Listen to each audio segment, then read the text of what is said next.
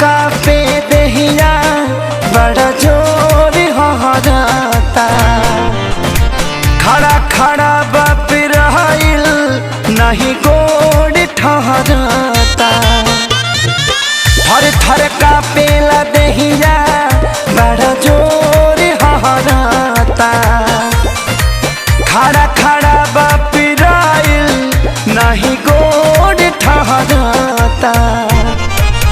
काहे बुझात न खरौरा परेशानिया सुतल बनी बदरवा ओढ़ के। हाली से लहली देखाई सूरज देव भोर के। हाली से लहली देखाई सूरज देव भोर के। बोला बोला आदित्य मल की जय।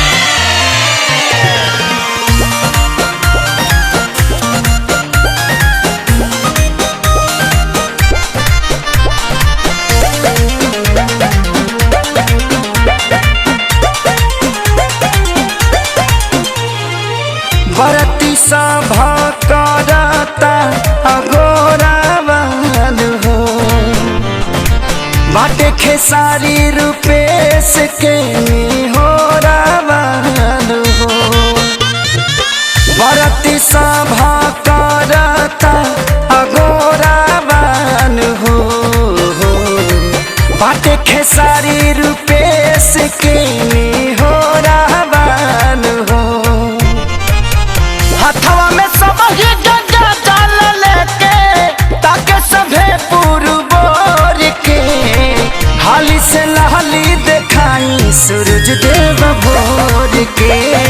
हाली से लहली देखाई सूरज देव भोर के। खड़ा बड़ी पनिया में नया नोहर कनिया दोनों हथवा जोड़ के। हाली से लहली देखाई सूरज देव भोर के। हाली